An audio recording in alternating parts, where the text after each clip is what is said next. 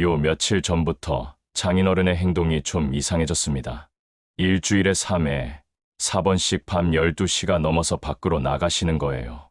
처음에는 민구야, 잠깐 산책 좀 하고 올게라고 하셨고, 그 다음에는 운동 좀 하고 와야겠다고 말씀하셨어요. 이상한 건 새벽 6시가 되어야 집에 들어오신다는 거예요. 산책이나 운동치고는 너무 긴 시간이잖아요. 그것도 오후 5시쯤 되면 피곤하다며 일찍 잠자리에 드시더니 밤 11시쯤 되면 일어나서 그리 멍텅한 상태로 밖으로 나가세요. 아버지, 어디 가세요? 하고 물어봐도 응, 잠깐 다녀올게 라고만 대답하시고요. 어떤 날은 자전거까지 끌고 나가시더라고요. 70세 나이에 밤 12시 넘어서 자전거를 타고 어디를 간다는 건지. 장모님도 24시간 요양 일을 하셔서 집에 잘 안 계시고, 아내도 장인어른이 왜 그러시는지 모르겠다고 하네요. 아들 승우는 고등학생이라 밤늦게까지 공부하거나 친구들과 있어서 신경을 못 쓰고요. 저희 장인어른이 밤마다 어디 가시는지 알려드리기 전에 구독과 좋아요 부탁드립니다. 저는 58세 과일 가게를 운영하고 있는 이민구라고 합니다. 늦게 결혼해서 19살 아들 승우와 아내 미니, 그리고 장인어른, 장모님과 함께 살고 있습니다. 장인어른은 올해 70세이신데 예전에 대기업 임원으로 일하셨어요. 은퇴하신 후에 무역 사업을 시도해 보셨지만 잘 안 풀려서 지금은 집에 계세요. 저를 친아들처럼 아껴주시죠. 그런 장인어른이 밤마다 집 밖을 나가시니 걱정이 이만저만이 아닙니다. 사실 제일 걱정되는 건 장인어른의 건강 상태예요. 사업이 실패한 이후로 많이 위축되셨거든요. 예전처럼 당당하던 모습도 사라지고 자주 한숨을 쉬시고 식욕도 없으시고, 그래서 혹시 치매 초기 증상이 아닌가 하는 생각이 들었어요. 인터넷에서 찾아보니까 치매 환자들이 밤에 집을 나가서 돌아다니는 야간 방황 증상이 있다고 하더라고요. 시간 감각도 잘못되고 목적 없이 돌아다니기도 하고, 장인어른의 최근 행동과 너무 비슷한 거예요. 어제도 밤 12시 30분쯤 현관문이 열리는 소리가 들려서 몰래 창문으로 내려다봤어요. 장인어른이 자전거를 끌고 나가시는 게 보이더라고요. 어두운 밤에 혼자서 정말 가슴이 철렁했습니다. 그런데 더 이상한 건 새벽에 들어오실 때 보면 옷이 좀 더럽혀져 있을 때가 있어요. 글기 묻어 있기도 하고 어떤 날은 무릎 부분이 찢어져 있기도 하고요. 혹시 어디선가 넘어지신 건 아닌지, 아니면 누군가에게 무슨 일을 당한 건 아닌지 아내한테도 말해봤어요. 여보, 아버지가 요즘 너무 이상하지 않아? 밤마다 나가시는데 혹시 치매가 아닐까? 그런데 아내도 나도 걱정되긴 한데 아버지한테 직접 물어보기가 그렇잖아. 괜히 기분 상하시면 어떡해 라고 하더라고요. 맞는 말이에요. 장인어른은 자존심이 무척 강하신 분이거든요. 대기업 임원까지 하셨던 분인데 은퇴 후에 사업도 실패하고 지금은 집에서 지내시니까 많이 위축되셨을 거예요. 그런 상황에서 제가 혹시 치매 아니세요? 라고 물어본다면 얼마나 상처받으실까요? 하지만 이대로 둘 수는 없잖아요. 만약 정말 치매라면 하루빨리 병원에 가봐야 하는 거고, 밤에 혼자 돌아다니시다가 사고라도 나면 큰일이잖아요. 고민 끝에 며칠 더 지켜보기로 했어요. 그리고 기회가 되면 자연스럽게 어디 가시는지 물어보거나 아니면 몰래 따라가 볼 수도 있겠다는 생각도 들었습니다. 사실 장인어른은 저한테 정말 고마운 분이에요. 제가 늦게 결혼해서 경제적으로 여유가 없었는데 항상 민구야, 걱정하지 마. 우리가 함께 살면서 서로 도우면 되잖아 라고 말씀하셨거든요. 그런 분이 지금 이런 상황에 계시니까 제 마음도 너무 아프고 걱정돼요. 며칠이 더 지나면서 상황은 더욱 심각해졌습니다. 동네 사람들이 수군거리기 시작했어요. 마트에서 장을 보는데 옆집 아주머니가 다가와서 민구 씨, 아버님이 요즘 밤에 자주 나가시던데 괜찮으세요? 라고 하시더라고요. 얼굴이 화끈거렸습니다. 더 충격적인 건 아내 미니의 증언이었어요. 여보, 어제 새벽에 화장실 가려고 일어났는데 아버지가 들어오시는 걸 봤어. 그런데 옷이 땀에 흠뻑 젖어 있고 운동화도 까맣게 변해 있더라고. 뭐라고? 옷이 땀에 젖어 있다고? 응. 그리고 냄새가 좀 이상했어. 뭔가 토한 냄새 같은 거? 이 말을 듣고 정말 가슴이 철렁했어요. 70세 장인어른이 밤에 혼자 나가서 넘어지기라도 한 건 아닌지, 아니면 토할 정도로 어디가 아프신 건지, 온갖 나쁜 생각들이 머릿속을 맴돌았습니다. 다음 날 아침, 장인어른께 조심스럽게 물어봤어요. 아버지, 어젯밤에 어디 다녀오셨어요? 옷이 좀 더러워져 있던데. 그런데 장인어른의 대답이 더 이상했습니다. 응, 어젯밤. 잘 기억이 안 나네. 산책을 했나? 하시면서 멍한 표정을 지으시더라고요. 정말 기억을 못 하시는 것 같았어요. 이때부터 본격적으로 치매 의심이 들기 시작했습니다. 인터넷에서 찾아보니까 치매 환자들이 가까운 과거부터 기억을 못 한다고 하더라고요. 다시 말해 방금 전에 한 일도 기억하지 못하는 단기, 기억 상실도 대표적인 증상이라고. 그런데 정말 이상한 건 장인어른이 예전 일들은 너무 생생하게 기억하세요. 회사 다니실 때 이야기, 젊었을 때 장모님과의 추억들, 심지어 아내 미니가 어렸을 때 이야기까지. 그런 걸 보면 치매가 맞나 싶기도 하고요. 또 인터넷에 찾아보니까 가까운 과거에서 점차적으로 먼 과거로 기억을 잃어간다고 하긴 하더라고요. 하지만 최근 일들에 대해서는 정말 기억을 잘 못하세요. 아버지, 어제 점심에 뭘 드셨어요? 라고 물어보면 점심, 뭘 먹었더라 하시면서 기억을 못 하시거든요. 그러던 어느 날, 더 큰 일이 벌어졌습니다. 새벽 4시쯤에 경찰서에서 전화가 온 거예요. 혹시 김만호 씨 보호자이십니까? 어르신이 길에서 쓰러져 계셔서 병원으로 이송했습니다. 정말 가슴이 멈추는 줄 알았어요. 급하게 옷을 입고 병원으로 달려갔죠. 다행히 큰 부상은 없으셨는데 의사 선생님이 어르신이 탈수 증상이 좀 있으시고 무릎에 찰과상이 있네요. 혹시 어디서 넘어지신 것 같은데 보호자께서 밤에 어르신 외출을 좀 주의 깊게 살펴보시는 게 좋겠습니다 라고 하시더라고요. 장인어른은 병원에서 깨어나시더니 내가 왜 여기 있지?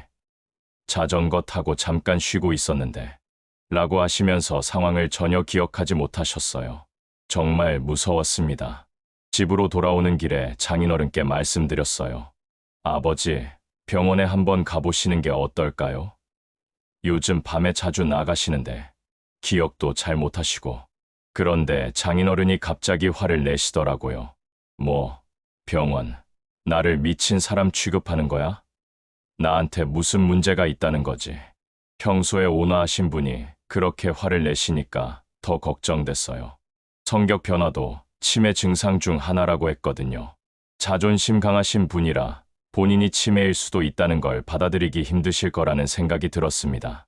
그 이후로는 더 조심스러워졌어요. 함부로 병원 이야기는 꺼낼 수 없었고, 그렇다고 이대로 둘 수도 없고, 정말 난감했습니다. 아내와도 진지하게 상의해봤어요. 여보, 이대로는 안 되겠어. 아버지가 밤에 또 나가시다가 큰 사고라도 나면 어떡해. 그런데 직접 말씀드리면 또 화내실 텐데. 아내도 고민이 많더라고요. 그러게, 어떻게 해야 할까? 차라리 몰래 따라가 볼까? 사실 저도 그런 생각을 했었어요. 장인어른이 밤에 어디로 가시는지, 정말 목적 없이 배회하시는 건지 확인해보고 싶었거든요. 하지만 장인어른을 미행한다는 게 도덕적으로 맞는 일인가 하는 생각도 들었고요. 그러던 중에 또 이상한 일이 생겼어요. 어느 날 오후에 정장 입은 남자들이 집을 찾아온 거예요. 2명이었는데 정중하게 인사하더니 장인어른을 찾더라고요. 김만호 씨 댁이 맞나요? 저희는 보험회사에서 나왔습니다. 하면서 서류 뭉치를 들고 있었어요. 장인어른이 나오시니까 어르신, 며칠 전에 자전거 사고 건으로 대물보상 처리하러 왔습니다. 여기 서류에 사인만 해주시면 됩니다. 라고 하더라고요. 자전거 사고라는 말에 깜짝 놀랐어요. 언제 사고가 났는지도 모르고 있었거든요. 장인어른은 그래. 내 자전거가 주차되어 있는 걸 못 보고 차가 살짝 부딪혔어 라고 하시면서 서류에 사인을 하시더라고요. 보험회사 직원들이 가고 나서 장인어른께 물어봤어요. 아버지, 언제 사고가 나셨어요? 왜 말씀 안 해주셨어요? 아, 별거 아니야. 차에 아마 흠집 좀 났을 거야. 잘 기억이 안 나네. 그런데 이 일로 확신이 서더라고요. 장인어른이 밤에 나가서 실제로 자전거를 타고 돌아다니고 계시다는 거요. 그리고 사고도 나고 정말 위험한 상황이었어요. 그 일 이후로 더 이상 참을 수가 없었습니다. 장인어른이 밤에 나가실 때마다 가슴이 조마조마했어요. 혹시 또 사고가 나는 건 아닌지, 길에서 쓰러지시는 건 아닌지, 잠도 제대로 못 잤습니다. 아내와 긴 대화를 나눴어요. 여보, 이대로는 정말 안 되겠어. 아버지가 뭘 하러 나가시는지 정확히 알아야겠어. 아내가 말했어요. 그럼 어떻게 할 거야? 직접 물어보면 또 화내실 텐데. 제가 대답했죠. 몰래 따라가 볼 수밖에 없을 것 같아. 나도 이런 짓이 마음에 들지는 않지만 다른 방법이 없잖아. 결국 다음 날 밤 결심을 굳혔습니다. 장인어른이 나가시면 뒤를 따라가 보기로 한 거죠. 사실 도덕적으로 옳지 않다는 걸 알고 있었어요. 하지만 가족의 안전이 더 중요했습니다. 밤 12시 30분쯤 장인어른이 조용히 현관문을 여시는 소리가 들렸어요. 저는 미리 준비해둔 옷을 재빨리 입고 몰래 따라 나섰습니다. 멀찍이 떨어져서 장인어른의 뒷모습을 쫓아갔죠. 장인어른은 자전거를 타고 저희 동네를 벗어나셨어요. 생각보다 속도가 빨라서 따라가기가 힘들었습니다. 70세 나이가 맞나 싶을 정도로 힘차게 페달을 밟으시더라고요. 약 20분 정도 따라가니까 황금우유라는 간판이 보이는 건물 앞에서 장인어른이 멈추셨어요. 우유 판매점 같았는데 새벽인데도 불이 켜져 있었습니다. 저는 가로수 뒤에 숨어서 상황을 지켜봤어요. 장인어른이 건물 안으로 들어가시더니 잠시 후 보냉백을 들고 나오셨습니다. 그리고 그 보냉백을 자전거에 실으시는 거였어요. 그 순간 머릿속이 하얘졌습니다. 설마 장인어른이 우유 배달을 하고 계신 건가? 정말 믿을 수가 없었어요. 70세의 나이에 대기업 임원으로 일하셨던 분이 새벽에 우유 배달을, 그것도 가족들 몰래? 장인어른은 보냉백을 실은 자전거를 타고 다시 움직이기 시작하셨어요. 이번에는 아파트 밀집 지역으로 향하셨습니다. 저는 계속 뒤를 따라갔죠. 첫 번째 아파트에 도착하시더니 장인어른이 보냉백에서 우유통을 꺼내시는 게 보였어요. 그리고 각 층마다 올라가서 우유를 배달하기 시작하셨습니다. 저는 정말 충격을 받았어요. 장인어른이 5층까지 계단으로 올라가시면서 우유를 배달하고 계신 거예요. 70세 나이에 말이에요. 그것도 한 곳이 아니라 여러 아파트를 돌아다니시면서 1시간 넘게 지켜보니까 장인어른의 일하는 패턴이 보였어요. 각 아파트마다 정해진 호수에 우유를 배달하시고 다음 아파트로 이동하시고 정말 체계적이고 성실하게 일하고 계셨습니다. 그런데 계단을 오르내리시는 장인어른의 모습을 보니까 가슴이 아팠어요. 숨이 차시는 게 보였거든요. 중간중간 계단에 앉아서 쉬기도 하시고 그래서 옷이 땀에 젖었던 거구나 싶었습니다. 새벽 4시쯤 되니까 장인어른이 마지막 아파트에서 나오셨어요. 보냉백은 이제 비어 있었고 자전거에 실고 다시 황금우유로 향하셨습니다. 거기서 뭔가 정산을 하시는 것 같더라고요. 그리고 새벽 5시쯤 집으로 돌아오는 길이었어요.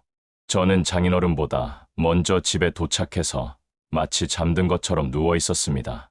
장인어른이 들어오시는 소리가 들렸어요. 화장실에서 씻으시는 소리도 들리고 그리고 조용히 방으로 들어가시더라고요. 저는 잠을 못 잤어요. 온갖 생각이 머릿속을 맴돌았거든요. 왜 장인어른이 이런 일을 하실까? 왜 우리한테 말씀하지 않으셨을까? 월급은 얼마나 받으실까? 건강은 괜찮으실까? 다음 날 아침 장인어른을 보니까 마음이 너무 복잡했어요. 평소처럼 아침 식사를 하시면서 어제 잠은 잘 잤니? 하고 물어보시는데 저는 대답하기가 어려웠습니다. 아내한테 살짝 귀띔해줬어요. 여보, 아버지가 우유 배달 일을 하고 계셔. 뭐라고? 우유 배달을? 응, 어젯밤에 몰래 따라가 봤더니 새벽에 우유 배달을 하고 계시더라고. 아내도 말문이 막혔어요. 그럼 치매가 아니라는 거야? 그런 것 같아. 아주 체계적이고 성실하게 일하고 계시던데. 그런데 왜 우리한테는 말씀 안 하셨을까? 우리 부부는 하루 종일 이 문제로 고민했어요. 어떻게 해야 할지 정말 모르겠더라고요. 모른 척 해야 할지, 아니면 솔직하게 말씀드려야 할지. 그런데 며칠 후에 인터넷으로 우유 배달 아르바이트에 대해 찾아봤더니 충격적인 사실을 알게 됐어요. 새벽 우유 배달이 건당 계산해서 일주일에 34회 일을 하면 한 달에 100만 원에서 130만 원 정도 된다는 거였어요. 그 순간 깨달았습니다. 장인어른이 왜 이 일을 하시는지.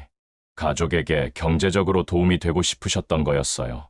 사업 실패 후에 위축되셨지만 그래도 가족을 위해 뭔가 하고 싶으셨던 거죠. 가슴이 뭉클했어요. 동시에 죄책감도 들었고요. 장인어른을 치매 환자로 의심했던 제 자신이 너무 부끄러웠습니다. 몇 일 동안 이 사실을 혼자 품고 지내는 게 정말 힘들었어요. 장인어른을 보면 죄송하고 고마운 마음이 동시에 들었거든요. 그런데 또 한편으로는 왜 우리에게 말씀하지 않으셨을까 하는 궁금증도 있었고요. 아내와 다시 진지하게 대화를 나눴습니다. 여보, 우리가 어떻게 해야 할까? 모른 척 해야 할까? 아니면 알고 있다고 말씀드려야 할까? 글쎄, 아버지 입장에서는 자존심 문제일 수도 있잖아. 대기업 임원으로 일하셨던 분이 우유 배달을 한다는 걸 우리가 안다면 어떤 기분이실까? 정말 어려운 문제였어요. 장인어른의 마음을 다치게 하고 싶지도 않았고, 그렇다고 계속 모른 척할 수도 없었거든요.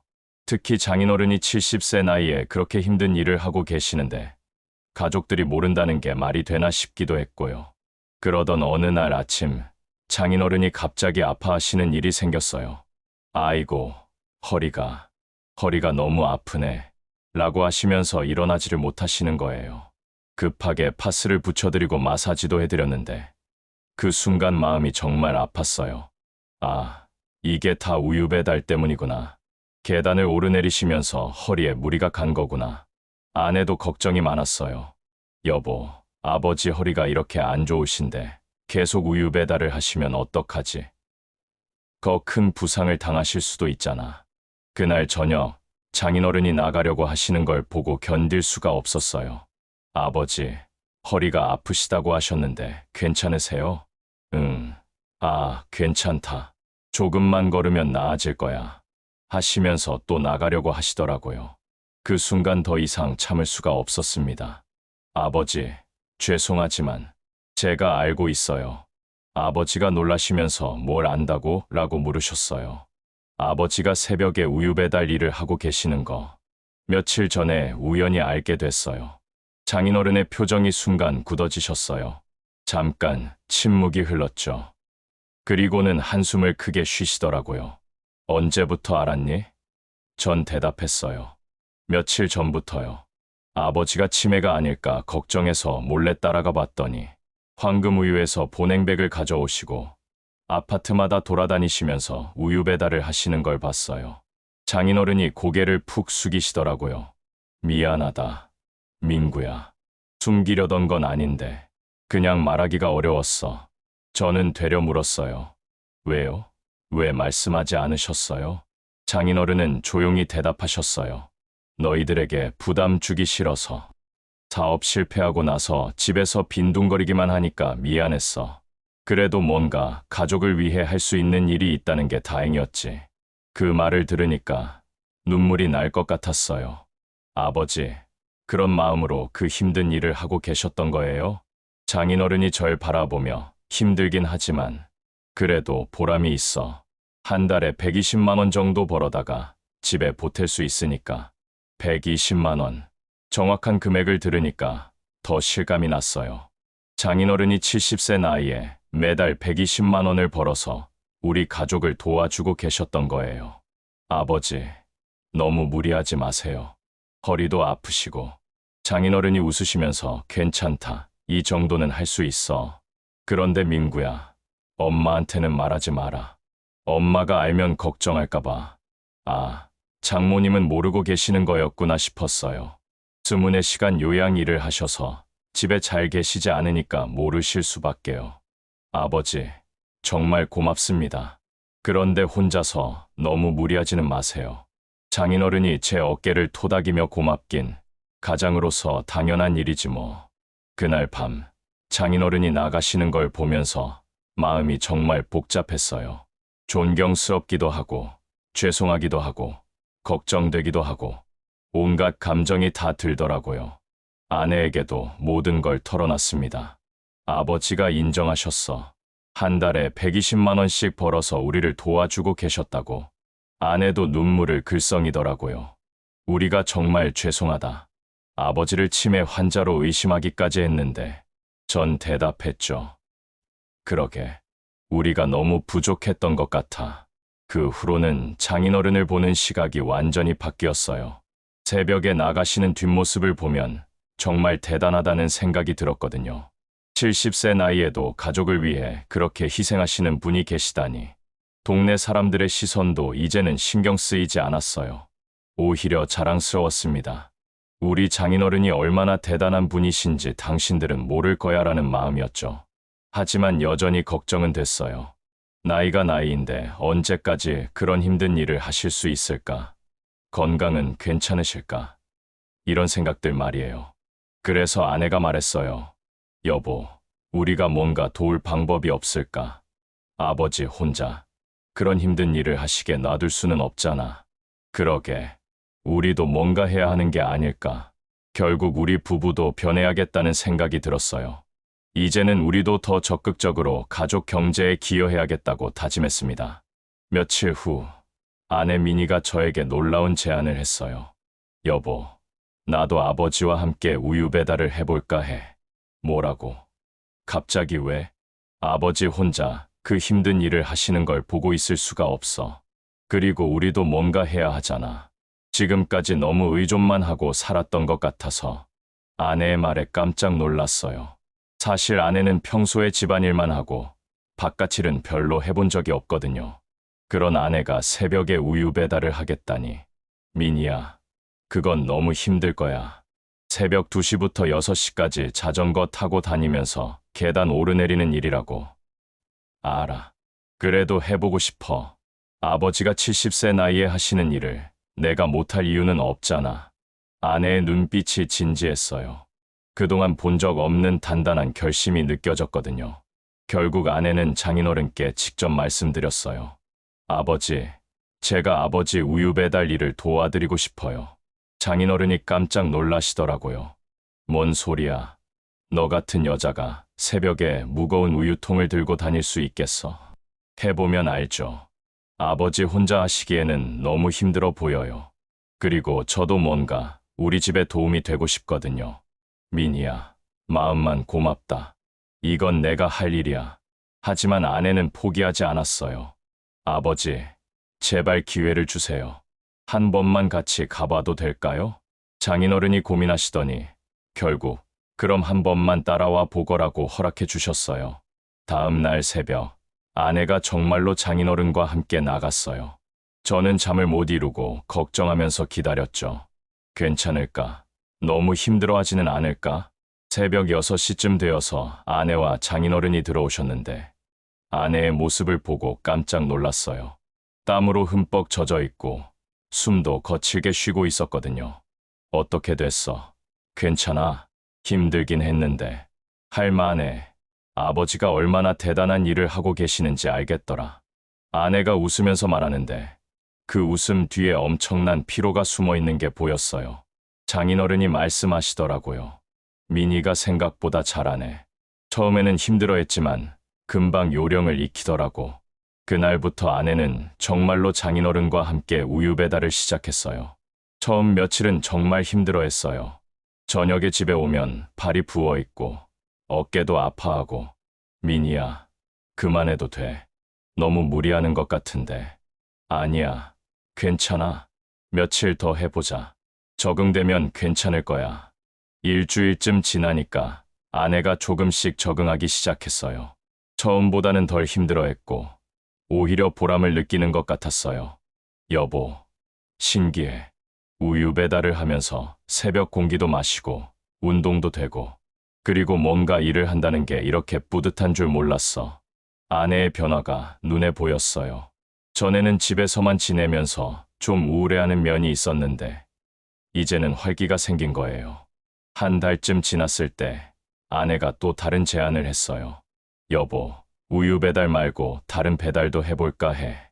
다른 배달? 요즘 음식 배달이 많잖아. 전기자전거로 음식 배달을 하면 우유 배달보다는 시간도 자유롭고 돈도 더 벌 수 있을 것 같아서. 아내가 스마트폰으로 배달 앱들을 찾아보더니 배달의 가족이나 요이땅 같은 앱으로 음식 배달을 하면 건당 3,000원 정도씩 벌 수 있다고 하네라고 말하더라고요. 사실 저는 걱정이 됐어요. 아내가 음식 배달까지 하게 되면 너무 힘들 것 같았거든요. 하지만 아내의 의지가 워낙 확고해서 말릴 수도 없었고요. 그런데 전기자전거는 어떻게 구하지? 그건 배달 회사에서 대여해 주는 것도 있고 아니면 우리가 사는 것도 방법이야. 결국 아내는 전기자전거를 구해서 음식 배달까지 시작했어요. 새벽에는 장인어른과 함께 우유 배달, 낮에는 혼자 음식 배달. 정말 바쁘게 살게 됐죠. 처음에는 정말 걱정이 많았어요. 아내가 음식 배달을 하면서 길을 헤매기도 하고 무거운 음식을 들고 아파트 계단을 올라가느라 힘들어하기도 했거든요. 하지만 시간이 지나면서 아내가 점점 능숙해지더라고요. 길도 잘 찾게 되고 배달 속도도 빨라지고 그리고 무엇보다 아내가 일하는 걸 즐기는 것 같았어요. 여보, 정말 신기해. 음식 배달을 하면서 이렇게 많은 사람들을 만나게 되고 감사하다고 말해주는 분들도 있고 뭔가 사회의 일원이 된 느낌이야. 아내의 말을 들으니까 제 마음도 뿌듯했어요. 그동안 집에서만 지내던 아내가 이렇게 적극적으로 변하는 모습이 대견했거든요. 그런데 더 놀라운 일이 생겼어요. 어느 날 장모님이 집에 들어오시더니 아내에게 말씀하시는 거예요. 민희야, 요양보호사 자격증을 따보는 게 어떨까? 내가 이렇게 열심히 일하는 걸 보니까 좀 더 안정적인 일을 해보면 좋을 것 같아서. 나도 요양보호사로 일하고 있으니까 잘 알아. 자격증만 따면 시간도 괜찮고 급여도 나쁘지 않아. 그리고 보람도 있고. 장모님의 제안에 아내가 관심을 보이더라고요. 어떻게 자격증을 딸 수 있어요? 교육기관에서 240시간 교육을 받고 시험을 보면 돼. 일하면서도 할 수 있어. 주경야독으로 말이지. 아내가 눈을 반짝이더라고요. 그거 좋은 것 같아요. 해보고 싶어요. 그렇게 해서 아내는 낮에는 배달 일을 하고 저녁에는 요양보호사 교육을 받기 시작했어요. 정말 바쁜 나날이었지만 아내가 그 어느 때보다 활기차 보였어요. 몇 달 후 아내가 요양보호사 자격증 시험에 합격했다는 소식을 들었을 때 정말 기뻤어요. 축하해. 정말 대단해. 이제 우리 집은 완전히 달라졌어요. 장인어른은 새벽 우유 배달과 오전에는 제 과일 가게 일을 도와주시고 아내는 요양보호사로 일하면서요. 모두가 각자의 역할을 하면서 가족 경제에 기여하게 된 거죠. 시간이 흐르면서 우리 집의 일상이 완전히 바뀌었어요. 정말 바쁜 나날이었습니다. 처음에는 걱정이 많았어요. 아내가 너무 무리하는 것 같아서요. 하지만 몇 달이 지나니까 아내의 변화가 눈에 띄게 보였어요. 여보, 내가 이런 일을 할 수 있을 줄 몰랐어. 그리고 어르신들이 고맙다고 말해줄 때 정말 뿌듯해. 아내가 이런 말을 할 때마다 정말 기뻤습니다. 그동안 아내의 잠재력을 제대로 보지 못했던 것 같아서 미안하기도 했고요. 그런데 더 놀라운 일이 생겼어요. 장인어른이 제 과일 가게 일을 도와주시고 나서 과일 가게 매출이 많이 늘어나기 시작한 거예요. 새벽에 우유 배달을 마치시고 오전 9시쯤 가게에 나와서 과일 정리도 해주시고 손님 응대도 도와주시고. 민구야, 회사에서만 일하다가 이런 장사는 처음인데 재미있네. 장인어른이 웃으시면서 말씀하시는 모습을 보니까 정말 감사했어요. 과일 가게의 일이 익숙하지 않으실 텐데도 열심히 배우시려고 하시더라고요. 아내는 요양보호사 일을 아주 잘 익혀가고 있었어요. 그러면서 장인어른과 함께하는 시간이 좋다면서 우유 배달도 일 없는 날에 나가고 있어요. 처음에는 어쩔 수 없이 시작했던 우유 배달이었는데 이제는 장인어른과의 소중한 시간이 된 거죠. 아내는 새벽에는 장인어른과 우유 배달을, 낮에는 요양보호사 일을 하기 시작했어요. 음식 배달은 주말에만 하게 됐고요. 그렇게 해서 우리 집 경제 상황도 많이 나아졌어요. 장인어른의 우유 배달 수입 120만 원, 아내의 요양보호사 일수입이 월 200만 원 정도. 제 과일 가게 수입까지 합치니까 예전보다 훨씬 여유로워진 거예요. 하지만 무엇보다 좋았던 건 우리 가족의 관계가 정말 좋아졌다는 거예요. 예전에는 서로 눈치만 보고 살았는데 이제는 각자의 역할을 하면서도 서로를 아끼고 도와주는 진짜 가족이 된 것 같았어요. 어느 날 저녁, 온 가족이 모여서 저녁을 먹는데 장인어른이 말씀하시더라고요. 내가 70세가 되어서 이런 새로운 경험을 할 줄 몰랐어. 그리고 민희가 이렇게 열심히 하는 모습을 보니까 정말 대견해. 제가 말했어요. 아버지도 정말 대단하세요. 저희보다 더 열심히 사시잖아요. 우리 모두 각자 자리에서 최선을 다하고 있으니까 참 좋은 것 같아요. 이런 대화를 나누면서 정말 행복하다는 생각이 들었어요. 예전에는 장인어른을 치매 환자로 의심하기까지 했는데 지금 생각해보니 그때가 너무 부끄럽더라고요. 그런데 정말 놀라운 일이 또 생겼어요. 어느 날 장인어른이 황금우유에서 상을 받고 오신 거예요. 무슨 일이에요? 장인어른? 올해의 최고 실적 직원상을 받았어. 상금도 500만 원이나 줬다고. 정말요? 축하드려요. 온 가족이 박수를 치면서 축하해드렸어요. 70세 나이에 우유 배달을 시작해서 최고 실적 직원이 되시다니 정말 대단하신 분이에요. 이 돈으로 뭘 할 거예요? 제가 여쭤봤어요. 글쎄, 민군의 가게 확장하는 데 보탤까? 아니면 승우대학 등록금에 보탤까? 아버지가 번 돈이니까 아버지가 원하시는 대로 쓰세요. 그런데 장인어른께서 말씀하셨어요. 가족을 위해 쓰는 게 내가 가장 원하는 거야.